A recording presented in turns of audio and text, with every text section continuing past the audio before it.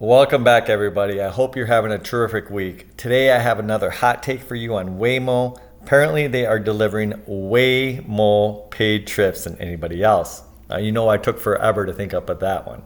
Now, they just announced they are doing 150,000 paid trips every single week. This equates to 1 million miles driven every single week, all paid. To put this in context, nobody else in America has any paid miles weekly. Only Waymo has fully autonomous paid miles driven. Okay. And also, this is less than 60 days after they announced that they were doing 100,000 paid trips a week. And that was less than 2 to 3 months after they announced they had 50,000 paid trips every single week. Okay. And when they announced 100,000, that was apparently a 10xing year over year. So we could estimate that with this 150,000, they are anywhere in the ballpark of a 10 to 15x prior year over year paid trips weekly. This is absolutely exponential growth. It is explosive and it's super important because one of the questions facing Waymo that a lot of people have, a lot of the negative chatter has been that can they grow exponentially? And they are showing that yes, indeed, they can.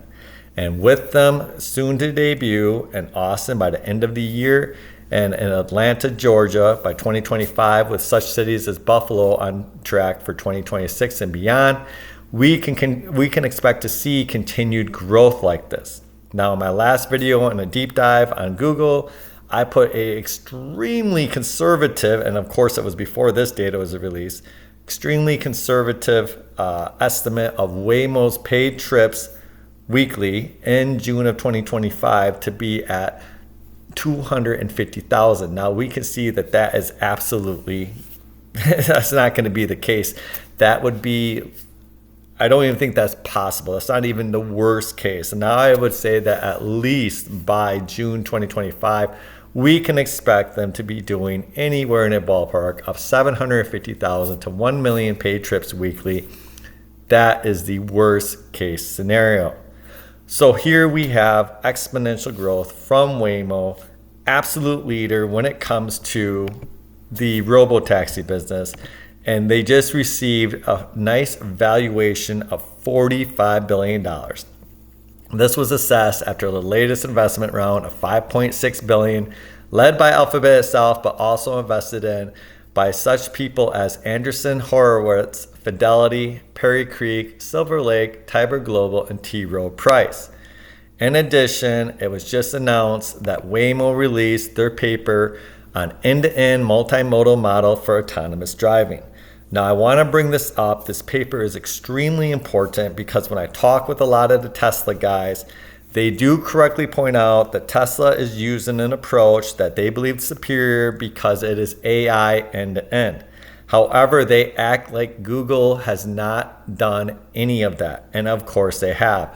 And this paper shows how Google does AI end-to-end, the advantages of it and the disadvantages, and how they incorporate it into their current technology. So I want to bring this up because that is one of the biggest things I hear about the Tesla platform is that when it comes out, when it does figure things out, it's going to be able to scale immediately to high levels. And I do agree with that. I'm not discrediting that at all.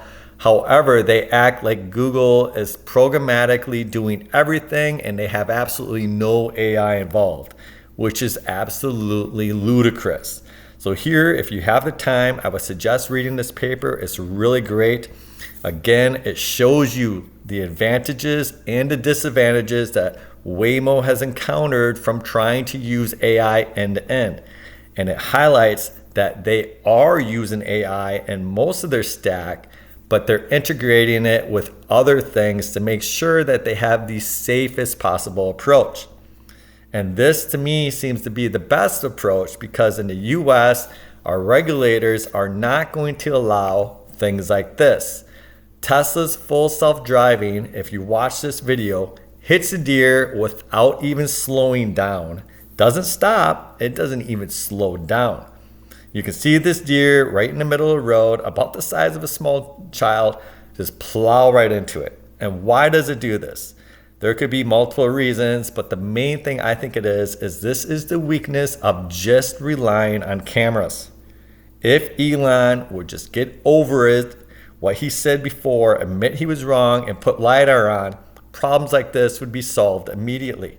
Cameras, when they don't recognize the situation from before, they have to learn it. It's obvious that the camera and the AIs had no idea what was going on here. Again, if they did, it would have slowed down, it would have braked, it would have did something. It literally thought nothing was happening. It just plowed right through it, continued as if nothing happened. And this is the danger of just using a camera-only system. And that was highlighted in this research over here. It doesn't talk about this deer, it doesn't talk about the Tesla, but it talks about this kind of thing, this kind of novel approach when new things happen that you can't account for. Why do I say that's a big deal with the cameras versus LiDAR? Because if you had LiDAR, obviously the AI would be able to adjust for this because it would be an object in the road at a certain distance, and it doesn't have to be able to pick it apart from the pixels. It knows that there's something physically in the middle of the road. So this is where Waymo has a Waymo advantage, is that not only is it using cameras and it can use the same type of AI to distinguish the pixels in the camera, but it has the LiDAR that is actually mapping the world around it, looking at physical objects, and can tell how far they are away. Okay, so even if it came upon a deer for the first time, it might not know what the deer is, but it can tell that there is a physical object in the middle of the road, and it can make adjustments accordingly. So with this in mind, I've read this article over here on Seeking Alpha, where this writer, I forgot his name, he writes that he believes that Google's Waymo should make it the most valuable company in the world. Now, I already personally have made a case that Google should be the most valuable company in the world, or amongst them, based on its current numbers already alone. Right now, it is at the very least, on par with Microsoft, as their earnings, everything about their numbers have been virtually identical in growth over the last 5 years. And when I say virtually identical, what I mean is kind of like everything is almost line for line going up at the same rate. But actually, Alphabet has outperformed Microsoft, and not by a tremendous amount, but just ever so slightly. Okay? And when you look at the fact that Alphabet has things like Waymo in its pipeline, valued at $45 billion right now, but if it continues to grow exponentially, it could be valued at as much as $300 billion in a short 3 to 5 year time span. So this is just my take. Understand, I'm not a financial advisor. If you agree or disagree with me, let me know down below. Have a great weekend.